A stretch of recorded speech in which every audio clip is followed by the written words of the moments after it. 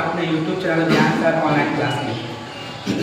जैसे कि आप देखें कि इससे पहले पार्ट 1 और पार्ट 2 में हम 6, 7, 8 क्वेश्चन तक चले थे।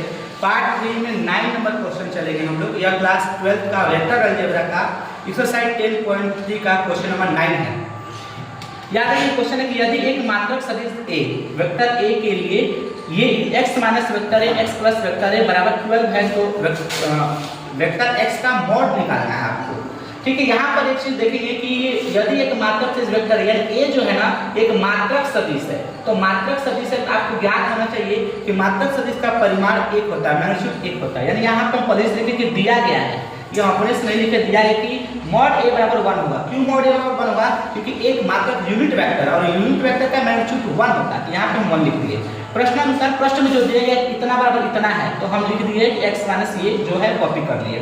अब हम किए क्या, इस x में x प्लस a से गुणा किए और माइनस a में x प्लस a से गुणा किया और 12 लिख दिए चुपचाप। x में x का मल्टीप्लाई किए हम तो मॉड x का मॉड होल स्क्वायर है। ये कल बताया था, प्रीवियस वीडियो में बताया गया है कि x वेक्टर x में वेक्टर x का मल्टीप्लाई करेंगे, डॉट प्रोडक्ट करेंगे तो ये कैसे आएगा।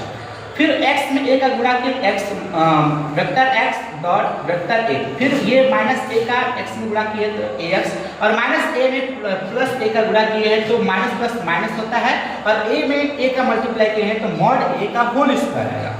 अब यहाँ से हम लोग क्या किए कि ये वैल्यू चाहिए हमें, चुपचाप छोड़ दिए। x a है, यहाँ पर ax है, यहाँ पर हम ax हालांकि ax नहीं करना, इसको वेक्टर a और वेक्टर x करना है तो ax को हम x a लिख सकते हैं क्योंकि डॉट प्रोडक्ट क्रम विनिमय नियम का पालन करता है। तो यहाँ पे क्रम विनिमय नियम यह कहता है कि क्रम बदल देने पर उसके मान में कोई फर्क नहीं पड़ेगा, कोई असर इफेक्ट नहीं पड़ेगा। यहाँ पर x a लिख सकते हैं ax को, ये चीज लिखे और ये चुपचाप कॉपी किया। ध्यान देखिए वेक्टर a एक यूनिट वेक्टर है तो इसका परिमाण 1 होगा, तो इसका वैल्यू खाली हम 1 लिखे हैं, 1 लिख दिए और होल स्क्वायर तो होल स्क्वायर है बराबर 12 लिख दिए।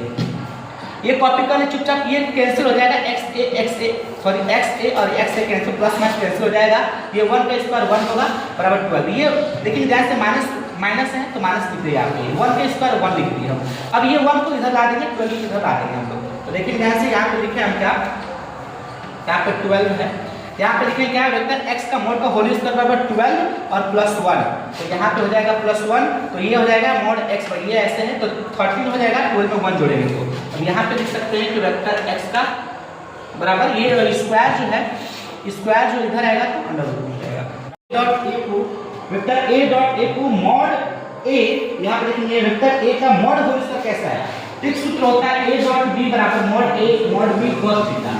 यहाँ पर ध्यान रखिए कि यहाँ पर b का वैल्यू भी देखिए ध्यान से कि a का वैल्यू भी a ही और b का वैल्यू भी a ही है, तो यहाँ से a डॉट a बराबर ये चुपचाप लिखे हैं, ये b को हम मॉड a में डाल देंगे। क्यों? क्योंकि क्वेश्चन में दिया है b जो है वो a के बराबर दिया है, यहाँ से क्योंकि a डॉट a के वैल्यू, ये a का वैल्यू ये b का वैल्यू। अब यहाँ से a डॉट को कॉपी कर लिए, ये a डॉट लिखे, ये दो बार है तो होल स्क्वायर कर दिया cos 0 डिग्री का मान होगा, ये 0 डिग्री कैसे आएगा, यहाँ पर वेक्टर a है और इसी पर एक और रेखा है वेक्टर a और दोनों रेखा के बीच यानी कि ये दो रेखा एक ही पर है, ये एक ही पर है यहाँ की और यहाँ ये दो रेखा, ये एक रेखा और एक रेखा, दो रेखा है और दोनों पे 0 डिग्री का कोण बना है, इसलिए इसका मान 0 डिग्री है। यहाँ पे cos 0 डिग्री मान 1 आता है, ये मॉड गुणा तो स्क्वायर हो जाएगा और ये a डॉट का यहाँ vector a dot vector a बराबर ये दो बार तक एक बार कर यानी सॉरी दो बार तक होल स्क्वायर कर लिए। यही चीज यहाँ रखते हैं हम a डॉट a का value mod a vector a का मॉड का होल स्क्वायर। धन्यवाद।